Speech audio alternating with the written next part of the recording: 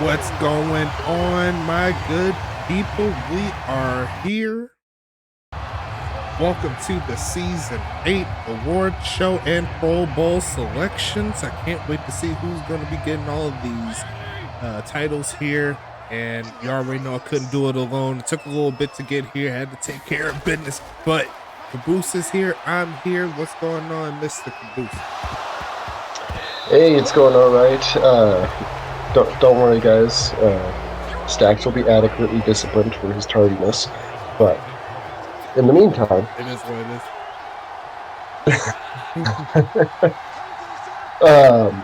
is. let's get on with these awards. You guys have waited long enough for. So, starting us off with our traditional Good Samaritan Award, the Community Service Award, as it would be. This one goes out to the user deemed to have best gone above and beyond his regular Call of Duty to promote and grow the USFA. It's one of the most prestigious awards that we give out here in the USFA. And this year's nominees are Blake Grant, Potty, and Ryan Davis. All three of you guys definitely deserve the nominations. And this year's winner is going to be Potty for the USFA PM show that he hosts. Been a huge boost to the league in terms of media presence.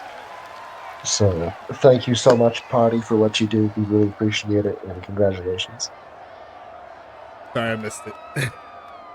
Oh, well, that's unfortunate. It went to Potty. Potty for the community service. USFA, yep, community service goes to Potty. Awesome. Congratulations, big man, especially with that podcast him and Ryan kicks out each and every week. I can't wait to get on some more podcasts with them. Very, very good, and great job from him and for all the people that got nominated. It's not just him that deserves the award. I know I put in a good amount of names, me personally, that had to cycle through 1, 2, 3, 4 times. So yeah, good job for everyone that's been chipping in the background. Absolutely. Up next, we have the Quarterback of the Year award. That goes to the statistically best quarterback in the USFA, as deemed by the awards committee, admin team. And that this year is this year's nominees are going to be James West out of Tampa Bay, Money Mills out of Arizona, and Hank Falco from Charlotte. And this year's winner is going to be a tie. The award will be split between James West of Tampa Bay and Money Mills of Arizona. So both of them received 7 points in voting, so congratulations to the both of them. They both deserved it too, and both for their own particular reasons. They're both on the opposite side of the spectrum, one in the East, one in the West. James West, obviously, he was the leader when it was all said and done in touchdowns, and he's been balling all season long. And don't forget his ability to run the football, a very underrated portion of the game from the quarterback spot. If you're able to pick up first downs with your legs, not just through your arm. And also for Money Mills, especially given like the talent that he lost. Like he was able to come through with the 4K passing attack this season, made Sean McGowan a premier wide receiver legit overnight. So it's definitely worth seeing both of them get their shine. And me personally, I really couldn't choose between the two of them. I'd have to put a tie as well. I agree with that. Well, moving along, we've got the running back of the year. And this year's nominees for that are Up to No Good from Huntington Beach, Namie McNamerson from St. Louis, and Ulf Jakobsen from Dallas. Stacks, you want to talk about any of them really quick? Namie McNamerson, he sticks out probably the most out of them all, most because his pure scoring output. He's able to do it all on the ground, through the air, even got a couple touchdowns by passing as well in that wild Archer offense. Just crazy what he was able to do this season for St. Louis. Up to no good. That life and blood for that Huntington Beach offense, helping out Action Jackson getting his best career stat line as well. And the last one was Ulf, right?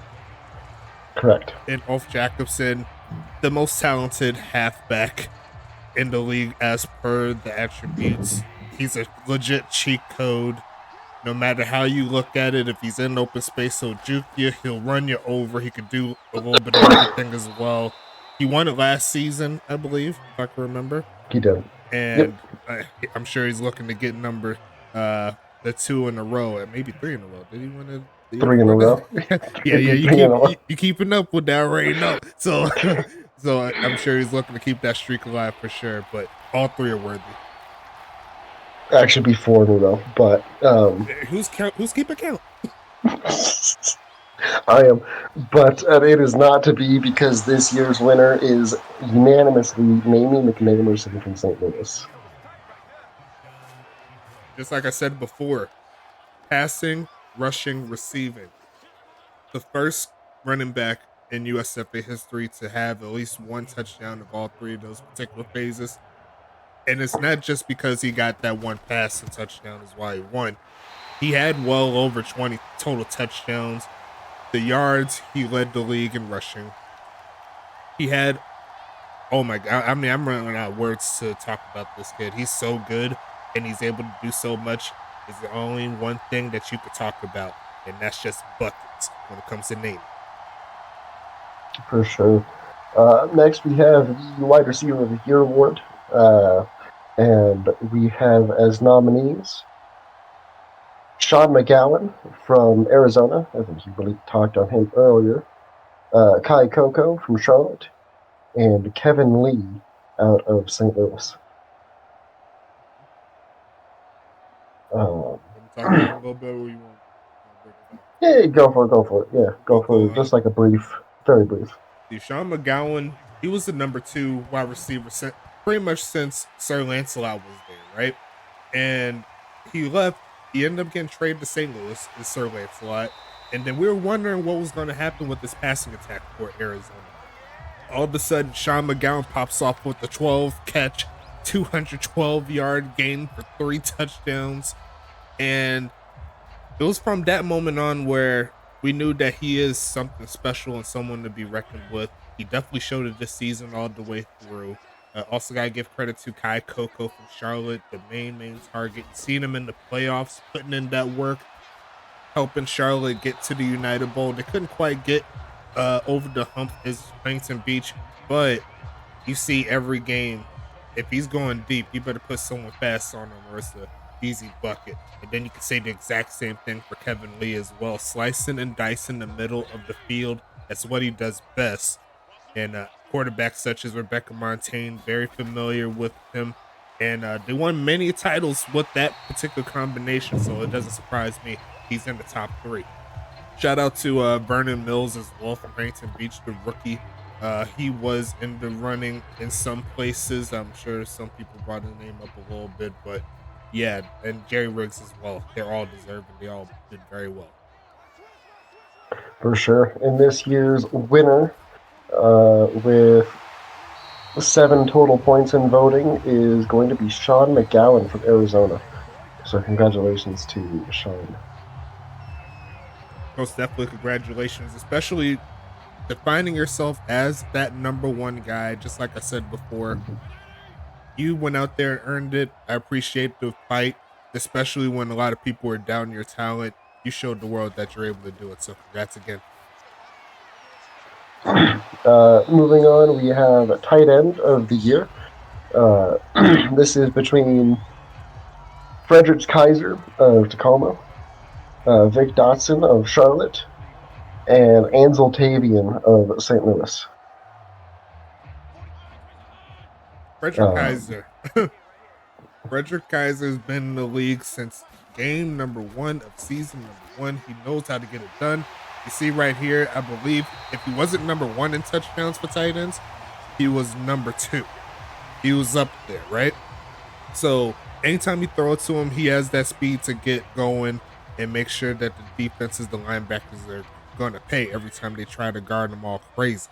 But the same exact thing can be said about Mr. 87, Vic Dotson, with the big moves there for Charlotte.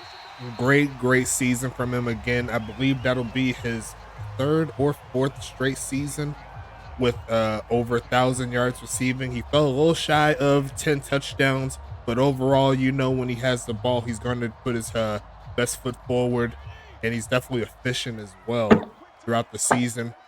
And I believe Anzaltavian is the last one for St. Louis, right? Yep. And Anzaltavian, he's definitely a great tight end there for St. Louis as well. He even came through with a 17 catch game right before the season in double overtime against Huntington Beach, if I can remember. I don't quite remember. Yeah, it was Huntington Beach, and he was definitely a focal point in that particular game. He did fall short in that one, but you could tell that his presence was felt. All 3 of them deserve the Tight End of the Year award, in my opinion. Well, and I already spoiled this one for Stacks a little bit. And so, without further ado, the winner of the Tight End of the Year is going to be Vic Dotson of Charlotte. Man, why you keep playing with me? Why you keep playing with me?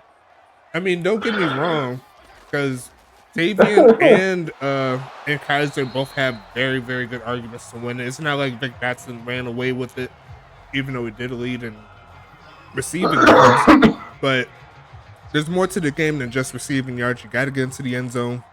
You got to be effective when you do catch the ball. But definitely shout out to everyone that was in the running as well. Also shout out to Travis Bond from Tampa Bay. He was one of my people that doesn't get a lot of shine from the rookie tight end spot. But good job, Vic. Keep it moving. Get another one. Yeah, I may have told him that Anzaltavian won that, but regardless. See, I would have believed moving it. On. You did believe it. It was great. We have the kicker punter of the year. And this year's nominees are Felix Deschamps from Huntington Beach, Daniel Carlson from St. Louis, and Trey Pointer out of Tampa Bay. I won't go through the fanfare of this one. This year's kicker punter of the year is Trey Pointer out of Tampa Bay. Yeah, that was definitely a good pick there. Felix and Daniel Carlson both had really good seasons, but there was one kicker punter that was just knocking them through night in, night out. The punt's immaculate, and it had to go to Trey. Me personally, Tampa Bay, you got yourself a real good one right there. For sure. On next to the defensive tackle of the year, we have nominees as Thomas Noble from Huntington Beach, Buster Mack from New York, and Jerry Philbin out of Pittsburgh. If you want to say something brief about them. Thomas Noble was more of a pass rushing type of defensive tackle, right? He's always clogging up the middle with the double teams. He's able to find his way to get into the top 10, top 15 in regards to sacks. I believe he is top 10 as per now, right? I believe he is up there. So definitely did a real good job getting after quarterback. But the same thing can be said for Jerry Philbin as well now. And one thing that, in my opinion, got him a little bit over the top when I was deciding who was going to win, he had a nasty pick 6 at the end of the season. And that was, I believe he's the first defensive tackle. Actually, no, I take that back. Second defensive tackle, because Matthew Ousley also did that one last season. But this season, real good setup there from him. And I'm thinking it should go to the homie Phil. He was balling all season long. Well, and you would be correct. Jerry Philbin will take home defensive tackle of the year. congratulations to Jerry. Well-deserved shout to Canes right there. And Pittsburgh bringing in some hardware. Only going to get better from here. Keep building around him, and then you could have more players that will be able to get after the quarterback, make that defense real strong. For sure, for sure. Moving right along to defensive end of the year. This one should come as no surprise that these guys are all in like a top 5 of sacks. Our nominations are Gronky Kong from Huntington Beach, Phenom Chisholm of Huntington Beach, and Shane Knox of Charlotte. Yeah, no, I don't think we need to go into too much detail on these guys. Everyone knows who they are. They've been terrorizing the quarterback all season. Before And you do the that, winner. you gotta give credit for Andre Krim as well. He isn't in the top 3, but he did have an immaculate season there for that Dallas team. I think if he just had maybe 2 or 3 more sacks, but there was so many players getting sacks after sacks, like 3 sack games, 2 sack games, and it just kind of left him there. But good job there for Mr. Krim. I'm sure he'll be up there next season. For sure. But this year's winner is going to be the sack master, Shane Knox, putting up almost 20 sacks on the season. Congratulations to Mr. Knox. That's just the regular season. Like, if you included what he did during the postseason, I believe he was well over 23. So that's just immaculate pass rush there from the edge. Charlotte's going to benefit from the homie Shane Knox getting into the mix. No pun intended, Mr. Mix taking over for Charlotte. But can't wait to see what he does next year as well. There's going to be a lot of talent coming after that title next season. Yes, sir, indeed. And up next, we have linebacker of the year. This is a close one. I'm not even gonna lie, but our nominees are John Smith out of St. Louis, Dexter Jackson from Huntington Beach, and Arn Jacobson from Charlotte. Yeah, this one right here. It really depends on what you want for your linebacker. You have a sack master in John Smith. He was the only linebacker this season, I believe, to have over 10 sacks this year. So he was that pass rusher, but he's also able to do a little bit of everything else as well. A lot of pass deflections. You also have the staple here at the linebacker spot being Dexter Jackson. He's been here since, I believe, season 2, or is he here for something like that? Yeah, something like that. He might have been. And you already know what he could do. He had a 40 sack season a couple seasons back, but kind of got humbled a little bit with just 4. But he's been mocking through tackles for loss, and getting that run stop and attack. And then the last one, if you can remind me, Arn Jack. Yeah, like who could forget Arn Jacobson, the Greek god himself? And he's definitely that all around type of guy. Definitely good at getting after the quarterback, good at stopping the pass, good at forcing fumbles as well. So it really just depends on what you really want. Your linebacker. I don't know who's going to win. Well, it is going to be a very tight battle. The voting finished with 6, 5, and 4 points, respectively. But the winner is going to be John Smith out of St. Louis. Well deserved, my man, and he is a rook. So that'll be two linebackers in a row that were rookies that won defensive linebacker of the year award. That's pretty crazy. For sure. And it doesn't get any easier with cornerback of the year up next. Our nominees, as I'm still tallying points up on this one, are Mikey Jackson from Arizona, Ethan McWells from Huntington Beach, and Caitlin Montaigne of Charlotte. And this one here is kind of similar to what we were just talking about with the linebackers. It really depends on what you want. Now, Ethan McWells, out of the 3 cornerbacks that we talked about, Montaigne, Jackson and himself. He led in INT, so he definitely is more of the splash play type of player. He doesn't have as many tackles, but sometimes you can consider that a good thing depending on what you're looking for in your defense. Now, the other two, Mikey Jackson and Caitlin Montaigne, pure shutdown. So they're going to be making those tackles, those pass deflections. They have their own set of INTs as well, so it's not like they don't have them, but they have so many things that could go into their way. I have no clue how this one's going to go. You can honestly go any direction. I wouldn't disagree with you. So, this year's winner of Cornerback of the Year is going to be Mikey Jackson by a single point, taking it over Ethan McRose. Oh, that's a big bucket right there. Mikey in the chat as well. I already know he's hyped. Congrats to, I believe, your first Cornerback of the Year award in your career.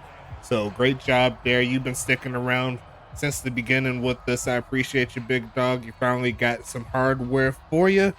And I can't wait to see if you can defend that. And I already know there's one cornerback that won it last season named X-Pac. Seeing him with the INT in the United Bowl. What will we saying if he had that in the regular season? I don't know. But great job nonetheless, Mikey. You did great. Absolutely. And now on to Safety of the Year. Our nominees are Wheezy Porter out of Dallas, Doc Goodon out of Arizona, and Preston Batson out of St. Louis. See, I already know how this is gonna go, right?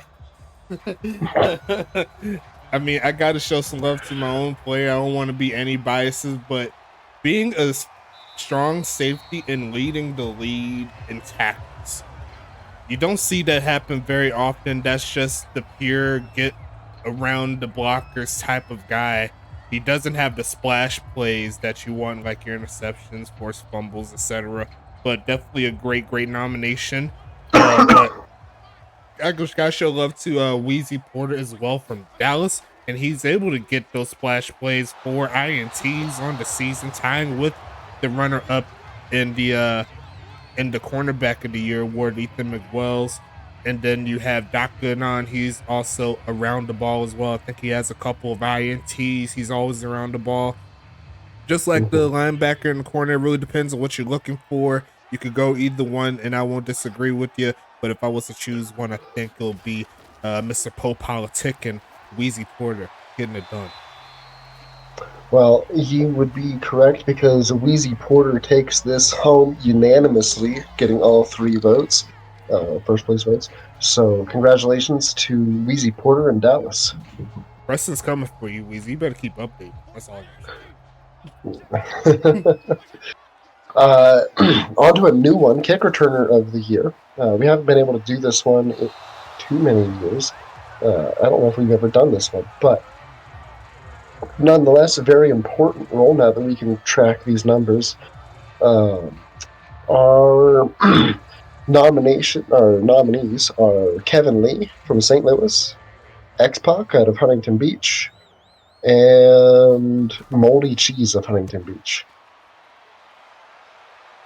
And I haven't seen the numbers. I haven't dived too deep into the numbers because I know that for a fact that no one made a kick return or a punt return touchdown this season. So it's mostly on what your average is. How many opportunities did you have, and are you able to make good of said opportunities? It's gonna be interesting to see who wins this one. I think I'll lean towards X-Pac though. Well, you would be incorrect because the winner is going to be Kevin Lee out of St. Louis. That's definitely a good one too. He did very well at kick return for the homies in St. Louis. Definitely getting them past the 30 a good amount of times. He's able to shut off that first man and get some extra yardage. He's hardly ever going backwards when he gets tackled too. So you got to give him credit as well there. Great job there from Kevin Lee. He didn't get the wide receiver, but he got something. So he ain't mad, I'm sure. For sure. We actually had 6 different names get nominated for that Kick Returner of the Year award. So I know my dots easy. There. You got a 3rd place vote. Hey, Next up, we get into some of these bigger awards. We are going into the Offensive Rookie of the Year award. So, big one right here. And our nominees are Anthony Stank out of Pittsburgh, Vernon Mills from Huntington Beach, and Dane Jones out of Anchorage. It's such a good class there for offense, man. Like you can honestly go either way. Just like all these awards are just like crazy close, right? Like just for me watching pretty much every game, I know all three of these players have their right to say, "Hey, that's my title." And looking at the quarterback there, Dane Jones, the new franchise quarterback there for Anchorage, almost got him into the playoffs. He was a bit up and down, but definitely out of the quarterbacks that was able to get to that portion, he definitely stood out. I think he was the main one that did very well on that side. Great job for him. Wide receivers, Anthony Stank, I believe he was up there in touchdowns. I don't quite remember if he was Mm-hmm. tied or like one behind first place, but just being in that conversation in your first season, that is enough to speak volumes there. And Vernon Mills, he was the blood, just like Up to No Good was on the running back side. He was the blood for that passing attack that got Action Jackson Jr. his best season. So yeah, I'm not sure who to choose on this one. Who you got winning? Well, we have another 6, 5, and 4 point split here, so it's very close. But it is going to be quarterback Dane Jones out of Anchorage winning this one today. Like I said, can't really disagree with it. He was definitely that force there to help Anchorage almost get to the playoffs. He was a couple of games away, just got beat by some very good veteran teams, and he held his own in regards to getting the ball down the field. He doesn't have the greatest targets either, so I'm expecting Starchy Chaff to improve that, and we could see him in the quarterback of the year race within the next 2 seasons. Great job from the homie Dane. Absolutely. On to the Defensive Rookie of the Year. We have nominees are Ethan McWells of Huntington Beach.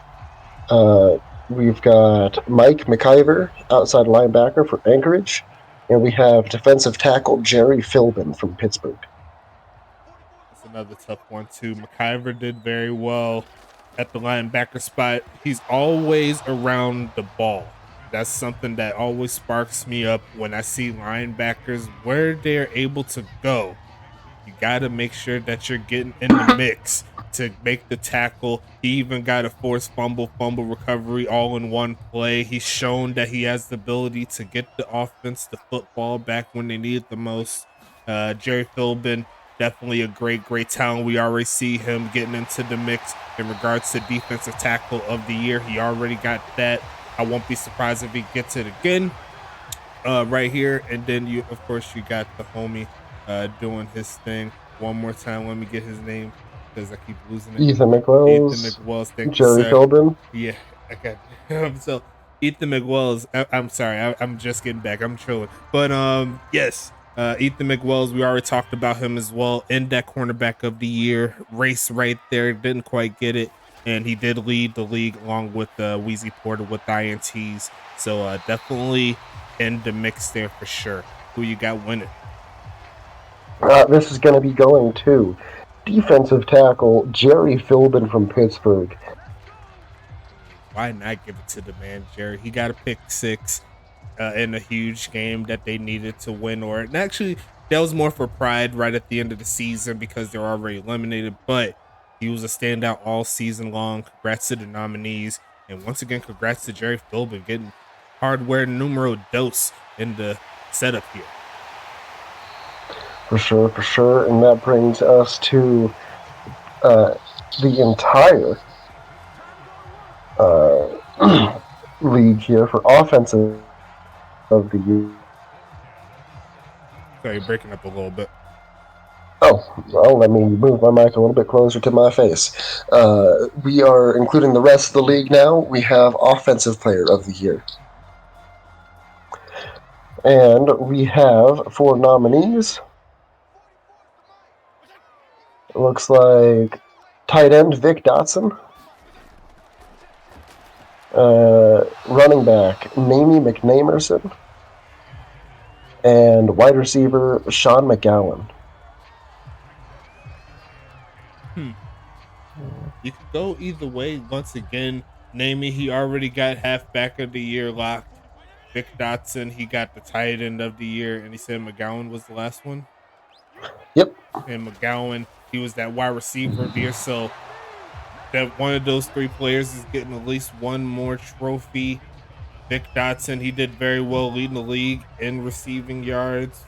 Namey, he led the way in everything when it comes to offense, points scored, touchdowns, everything. And then you have the homie Sean McGowan coming through in the mix there with the beast season as well, second in receiving yards, and just a pure showcase of talent at the wide receiver spot.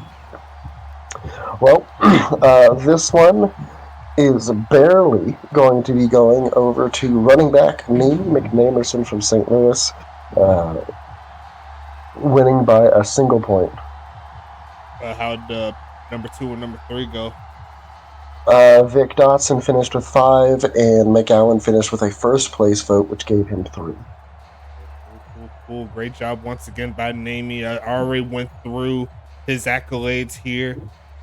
Touchdown and passing, many touchdowns on the ground, many in the air. I mean, you really can't go wrong from a pure halfback like him who's able to do it all. So congrats again to Turks for his second award. Will he get one more? You never know. We shall see as we now move on to the Defensive Player of the Year. Our nominees are defensive end Shane Knox from Charlotte, cornerback Caitlin Montaigne from Charlotte, or Wheezy Porter, safety from Dallas. I think it's gonna be hard for me to not think of going towards Shane for this one. Just pure domination from the D line. You gotta win in the trenches in order to win ball games, and he was able to showcase that all season long. I mean, it's gonna be hard for me to think that Caitlin will be able to win this one if you didn't get the cornerback of the year, and the same thing for the last homie that we just said. So yeah. Wheezy Porter won his positional award. Oh, he did win. I thought he said Ethan for a second. But yeah, No. Wheezy, he definitely makes a strong case as well. Getting a strong push from the strong safety spot. And he's been steady upgrading. Will he get his first? Well, he will not, because it is going to be going to defensive end Shane Knox. Great job there from the homie doing his thing like I always see him do. He's always around the quarterback. He has the speed to chase him down, and happy for Shane Knox. He did very well this season all the way around. For sure. All right. We are going to skip over the MVP award for the time being as we go into GM of the year. Who you got? Well, we have, looks like Venom from Tampa Bay, Blue Blazer from Arizona, and DJ Church out of Dallas. They all have very interesting cases here. And it's funny seeing Dallas and Arizona being those two teams, or 2 to 3 teams up there. They had 2 of the biggest trades and 2 of the biggest, or one of the biggest rivalries so far this season. And it's interesting to see Blue Blazer. He lost a lot of talent, but he showed that he had plenty of talent and wherewithal to get his players in the right spot. Got him the number 2 seed there for Arizona. But you got to look at the homie Venom as well. He brought his team from a very crazy season last year all the way to the 2nd seed and hosting the first ever playoff game there for Tampa Bay. So can't go wrong either way. And then you already see the homies over there in Dallas. They had a slow start, but they found a way to get to the playoffs after a crazy streak at the end of it. And I can't wait to see who wins this one.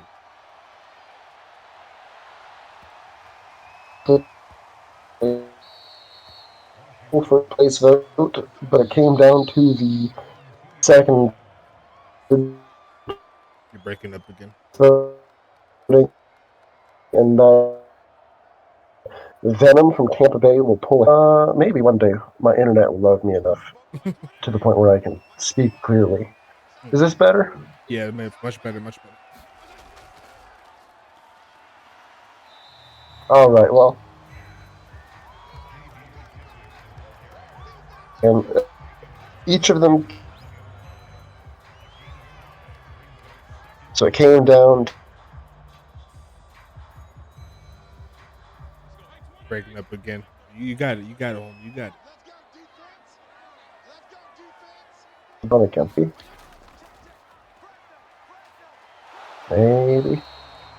Maybe. Okay, before I die again. Tampa Bay Venom wins. Congratulations. Yeah, I think I heard it. Like I think we heard it there. I like in the last part of the first time, but just want to double check with you. But yeah, great job by Venom. Just like I said before, crazy season 7, all the way to right now, bringing your team, bringing some playoff action to the state of Florida for the first time, and definitely earned it for sure. Good job from him, and I'm looking forward to see what he does in the draft going forward. See if they can improve and potentially get that number 1 seed out of the East. For sure, for sure. And that brings us to our last award of the evening. We have the MVP award, and the nominees are tight end Vic Dotson, running back Namie McNamerson, and wide receiver Sean McGowan. So the exact same thing for offensive player of the year. Pretty much, yeah. I mean, it will be hard for me to say that Namey doesn't go for the trifecta here, but I think we already are familiar with the 3 nominees here.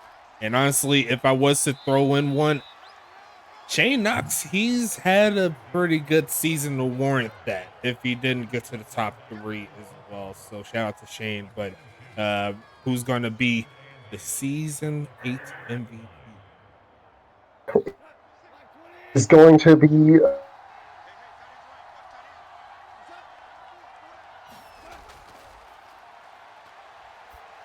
fun turkey out. Yeah, you got blanked out again. Right as you right said B, like a cutoff. Am I dying? I am dying. You're back. You're back. Oh my gosh. Am I? Okay, perfect. I would say it'd be funny to say Vic Dotson, just watch Turks freak out, but it was unfortunately Mamie McManderson from St. Louis taking home the league MVP this year. Great job again, man. Namie McNamerson, he was the best player. I mean, even if it does go over the head of Vic Dotson, it'll be tough for a tight end in any landscape of the setup here to win tight end of the year. Same thing kind of for wide receiver, if you will. But great job once again. Namie did do his best all season long. He was the reason why St. Louis was the number 1 team out of the Eastern Conference. And it's only one season here, but can you do it again next year? Me personally, I think he could do it, but we'll have to wait until season 9. For sure. Last but not least, Stacks, do you have those graphics I made for the Pro Bowl rosters? I do. Wait, the Pro Bowl lost. Did you send it to me? I did. You did. You At, surely did. at 17:14 local time. You surely did. Let me go ahead and see if I can bring it up.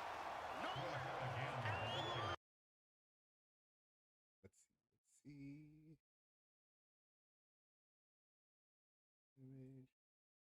So, which one would you like to start with? Let's start with the West. We'll start with the West. Let me go ahead and bring it up. Give me 1 second.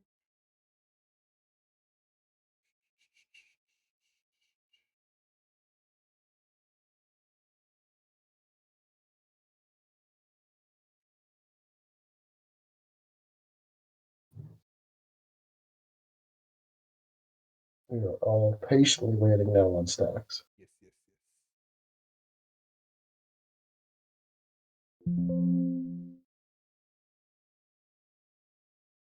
Just getting the other one too while I'm at it. Sorry about that. People, we gonna get through hell and high water. We gonna get there. And we're gonna start with the West ramp. Correct. Okay.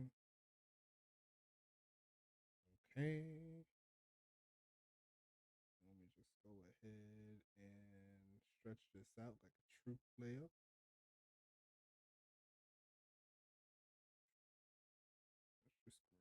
There you go. And we have the Western Conference Pro Bowl roster. And it looks like the coach of the Western Conference roster will be DJ Church from Dallas. Quarterback will be Money Mills from Arizona. Running backs will be Up to No Good from Huntington Beach and Ulf Jacobson from Dallas. Wide receivers will be Sean McGowan from Arizona, Vernon Mills from Huntington Beach, Jerry Riggs from Dallas, and Chris McKinley from Anchorage. Tight ends from the Western Conference Pro Bowl will be Frederick Kaiser from Tacoma and Reginald Frone from Arizona. Shout out to the Rattlers. Kicker will be Felix Delachon from Huntington Beach. Punter will be David Washington. Missed the H there in Washington, but it's all good. They're from Dallas. The D line will be Andre Krim from the right defensive end position from Dallas. Thomas Noble will be defensive tackle number 1 from Huntington Beach. Gronky Kong will be defensive tackle 2 from Huntington Beach. And then the last defensive lineman, Phenom Chisholm from Huntington Beach. So very Voyager-esque there out of that D line. Linebackers will be Dexter Jackson from Huntington Beach, Mike McAvoy from Anchorage, Tyler Rogowski from Arizona, and Jackson Storm from Dallas. And then the secondary will range like this. We got Mikey Jackson from Arizona, Ethan McWells from Huntington Beach, and John Fowler will be the slot cornerback there from Dallas. Free safety will be Doc Goodon, and strong safety, the safety of the year, Wheezy Porter from Dallas.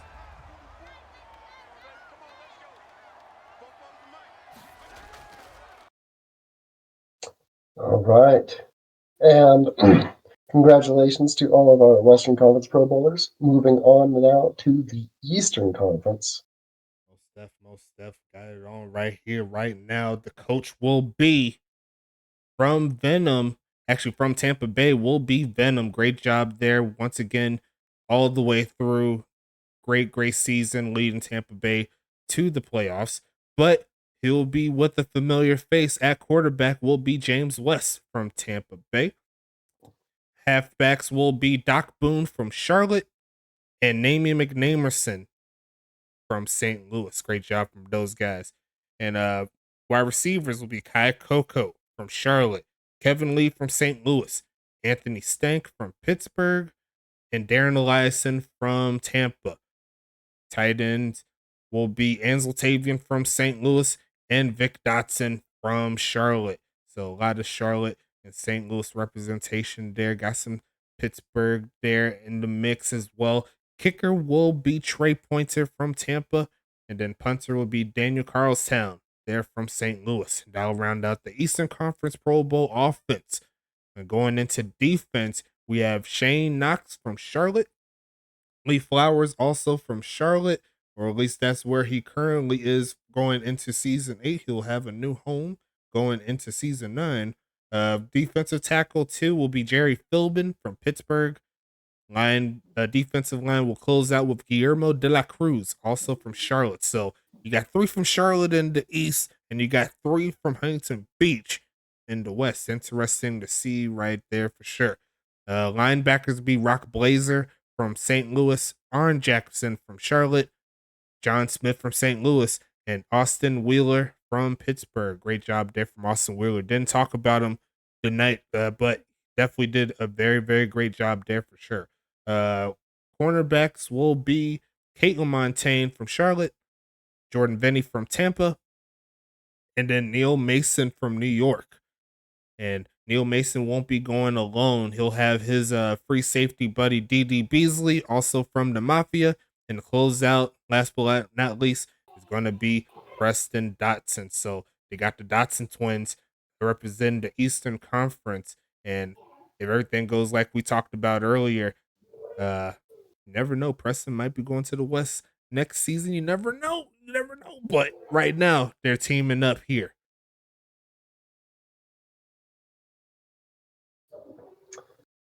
All right. Well, that is everything here from us to date. Thank you guys all for showing up, and congratulations again to all of our award winners and all of our pro bowlers. We are looking forward to seeing you guys all again in season 9 for another successful year here in the USFA, and hopefully one that Huntington Beach doesn't win. Everybody hoping that Huntington Beach don't get up in there. But shout out to the homies right there. We're going to keep it moving as well. I see a question in regards to why it's being put on Axis. It's because it's a shout out to where we started, and the game is a lot easier for me to mod and all the good stuff. And I don't feel like flipping rosters around just to put them on a team. I'm not doing that. I don't have the time. I'm not going to do it. Don't make me do it because I'm not going to do it. But outside of that, I believe we could go ahead and wrap it up here. I'll do the same thing like Caboose. Congrats to all the nominees and the winners of all of our various awards here. Shout out to you guys in the chat. But we'll go ahead and wrap this one up, get it to YouTube. And until next time, we'll see you later. We have the Pro Bowl coming soon. Do you have a date on that? It is not next weekend, but the weekend after. Okay, so we're going to get that rolling. That's going to take me no more than 30 to 45 minutes for me to mod all the good stuff. So we're going to get that rolling. Thanks again, and we'll see you later. Watch out for the draft as well. It's coming soon. We'll talk to you later.